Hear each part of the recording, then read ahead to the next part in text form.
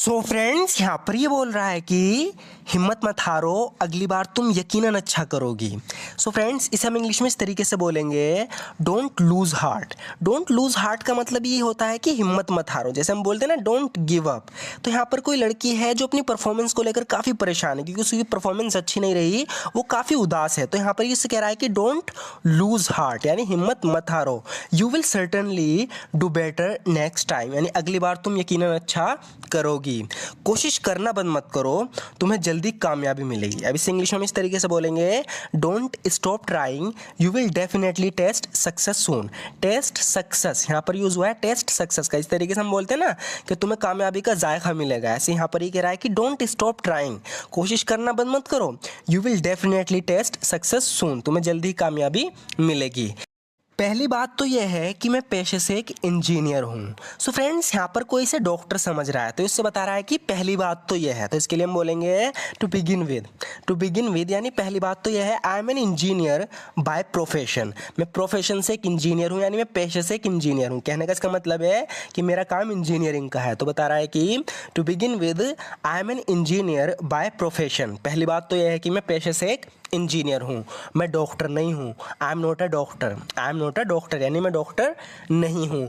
और दूसरी बात, तुम्हें मुझे बताने की ज़रूरत है कि तुम यहाँ बैठे क्यों हो। तो कोई इसके ऑफिस में बिना इजाज़त के आके बैठ गया तो कह रहा है कि and the second thing is, और दूसरी बात यह है, and the second thing is you need to tell me why you are sitting here. And the second thing is you need to tell me why you are sitting here. और दूसरी बात यह, तुम्हें मुझे बताने की ज़रूरत है कि तुम यहाँ बैठे क्यों हो, तुम्हें यहाँ नहीं होना चाहिए। इसे हम इंग्लिश में इस तरीके से बोलेंगे, you are not suppose to be here. क्योंकि यहाँ सिर्फ इंजीनियर आते हैं इस ऑफिस में, यहाँ तुम्हारी ज़रूरत नहीं है, यानी तुमसे उम्मीद की जाती है कि तुम यहाँ ना हो, तुम्हें यहाँ नहीं होना चाहिए। तो इसके लिए हम बोलेंगे, you are not suppose to be here. हम इस तरीके से बोल देते हैं कि यू शुडेंट बी हेयर। तो आपकी मर्जी, आप ऐसे बोलोगे तो ज़्यादा अच्छा रहेगा, you are not suppose to be here, यानी तुम्हें यहाँ नहीं होना चाहिए। आगे बोल रहा है कि इस कार्यालय में केवल निजी कर्मचारियों को ही आने की अनुमति है, यानी कि इस ऑफिस में सिर्फ निजी कर्मचारी के ही आने की अनुमति है। तो इस इंग्लिश में बोलेंगे, only personal staff are allowed in this office. Only personal staff are allowed in this office, यानी इस ऑफिस में केवल निजी कर्मचारियों को आने की ही अनुमति है। पता नहीं तुम्हें अंदर किसने आने दिया। कह रहा है कि I don't know who let you in here. I don't know who let you in here, यानी पता नहीं तुम्हें यहाँ अंदर आने किसने दिया। I don't know who let you in here. जब तुम शांत हो जाओगे तब मैं जवाब दूंगी। यहाँ पर ये कह रही है कि I will answer you when you have calmed down. I will answer you when you have calm down, यानी जब तुम काम डाउन हो जाओगे, शांत हो जाओगे, मैं तब तुम्हें जवाब दूंगी। मैं तुम्हें मेरे राज रिवील करने से रोक तो नहीं सकती, हालांकि मैं तुमसे ऐसा ना करने की विनती करती हूँ। तो इसका कोई राज है जो कोई जानता है, वो कह रहा है कि मैं तुम्हारा राज सबको बता दूंगी। तो ये कह रही है कि I can't stop you from revealing my secrets, यानी जो मेरे राज हैं मैं तुम्हें रोक नहीं सकती कि उन्हें तुम रिवील करो। तुम करना चाहते हो तो कर दोगे। कह रही है कि I can't stop you from revealing my secrets, यानी मैं तुम्हें अपने राज रिवील करने से नहीं रोक सकती, हालांकि मैं तुमसे ऐसा ना करने की विनती करती हूँ। However I beg you not to. However I beg you not to, कह रही कि I can't stop you from revealing my secrets, however I beg you not to. मैं तुम्हें अपने राज रिवील करने से रोक नहीं सकती, हालांकि मैं तुमसे ऐसा ना करने की विनती करती हूँ। मैं चाहती हूँ तुम कुछ भी करने से पहले अच्छे से सोच लेना। I want you to think carefully, कह रही कि I want you to think carefully before you do anything. मैं चाहती हूँ कि तुम कुछ भी करने से पहले अच्छे से सोच लेना। I want you to think carefully before you do anything. हम जो कुछ भी सोचते हैं, कहते हैं और करते हैं, उसका एक परिणाम होता है। यहाँ पर इससे धमकी दे रही है, कह रही है कि एवरीथिंग वी थिंक से एंड डू हैज़ कॉन्सिक्वेंसेस, यानी हम जो भी करते हैं, जो भी कहते हैं, वो सबके कुछ अंजाम होते हैं, कुछ कॉन्सिक्वेंसेस होते हैं, कुछ परिणाम होते हैं। तो बता रही है कि एवरीथिंग वी थिंक से एंड डू हैज़ कॉन्सिक्वेंसेस, यानी हम जो भी कुछ सोचते हैं, कहते हैं और करते हैं, उनके अंजाम होते हैं, परिणाम होते हैं। अगर तुम मेरे राज को रिवील करना चाहते हो, यानी मेरे राज सबको बताना चाहते हो, तो मैं तुम्हें नहीं रोकूंगी। If you wish to reveal my secret, reveal मतलब कि सबके सामने खोल देना, सबको बता देना। If you wish to reveal my secret I will not stop you, अगर तुम मेरे राज को रिवील करना चाहते हो तो मैं तुम्हें नहीं रोकूंगी। लेकिन एक बात याद रखना, but remember one thing, but remember one thing, लेकिन एक बात याद रखना, बट रिमेंबर वन थिंग, तुम्हें इसके परिणाम भुगतने होंगे। यानी अगर तुमने ऐसा किया तो तुम्हें इसके अंजाम भी भुगतने होंगे। कह रही है कि you will have to face its consequences, you will have to face its consequences, consequences मतलब अंजाम, परिणाम। तो कह रही है कि एक बात याद रखना, तुम्हें इसके परिणाम भी भुगतने होंगे। You will have to face its consequences. कोई भी प्रयास कभी व्यर्थ नहीं जाता, यानी कोई भी प्रयास, तुम कोई भी मेहनत करते हो, कोशिश करते हो, वो कभी बेकार नहीं जाती। No effort ever goes in vain, no effort ever goes in vain, in vain यानी व्यर्थ में, बेकार में नहीं जाते। No efforts ever goes in vain यानी कोई प्रयास कभी व्यर्थ बेकार नहीं जाता।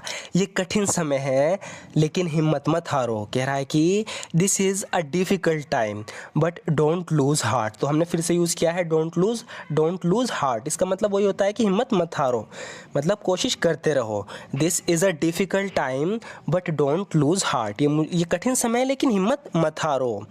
नेक्स्ट देखते हैं फ्रेंड्स, यहाँ पर ये बोल रही है कि जो उसने किया अगर तुम उससे वो एडमिट करवा सकते हो तो बहुत अच्छा होगा। यानी किसी ने हाँ किसी को मार दिया लेकिन वो उस बात को एडमिट नहीं कर रहा, मान नहीं रहा, तो कोई इससे कह रहा है कि मैं उससे एडमिट करवा सकता हूँ, मैं उससे हाँ करवा सकता हूँ। तो इससे कह रही है कि if you can get her to admit, if you can get her to admit what she has done that would be great. कह रही कि जो उसने किया अगर तुम उससे वो एडमिट करवा सकते हो तो बहुत अच्छा होगा। If you can get her to admit what she has done that would be great, तो बहुत अच्छा होगा। तो यहाँ पर हमने गेट का यूज़ किया है, ध्यान से देखो। ये कह रही कि if you get her to admit यानी अगर तुम उससे एडमिट करवा सकते हो, तुम उससे हाँ करवा सकते हो। If you can get her to admit what she has done, जो उसने किया, दैट वुड बी ग्रेट, तो बहुत अच्छा होगा। अगर तुम ऐसा कर सको, कह रही है कि अगर तुम ऐसा कर सको तो मैं तुम्हारी आभारी रहूँगी। I would be grateful, I would be grateful यानी मैं आभारी रहूँगी। If you could do that for me, अगर तुम मेरे लिए ऐसा कर सको। I would be grateful if you could do that for me, अगर तुम मेरे लिए ऐसा कर सको तो मैं आभारी रहूँगी। काश मैं वापस जा पाती और उन दिनों को फिर से जी पाती। तो अपने बचपनों के दिन को याद करके कह रही है कि I wish I could go back and live those days over again.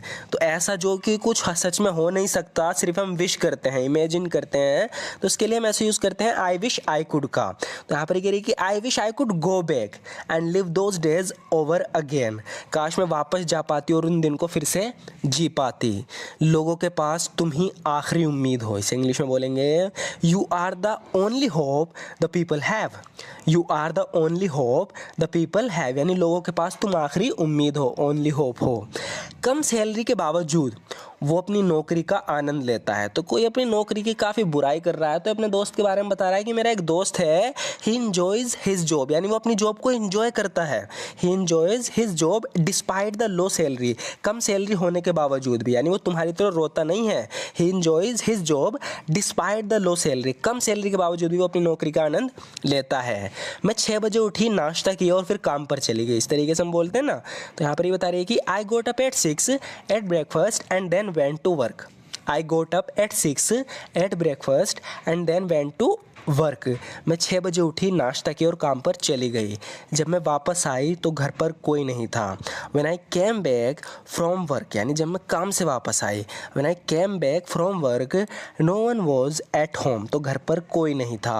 When I came back from work no one was at home जब मैं काम से वापस आई तो घर पर कोई नहीं था। सो फ्रेंड्स, इस वीडियो में भी लास्ट के 4 से 5 सेंटेंसेज हमने अपनी पुरानी वीडियो से रिपीट किए हैं ताकि जो हम पहले पढ़ चुके हैं उनकी भी प्रैक्टिस हो। इसीलिए हम हर वीडियो की लास्ट में कुछ सेंटेंस पुरानी वीडियो के रिपीट करते रहते हैं। सो फ्रेंड्स, ये एक बेहतरीन तरीका है प्रैक्टिस करने का। अगर आप भी अपनी इंग्लिश को सीखना चाहते हो और इसी तरीके की बातचीत से अपनी इंग्लिश की प्रैक्टिस करना चाहते हो तो चैनल को जरूर सब्सक्राइब कर लेना। And thank you so much for watching this video friends.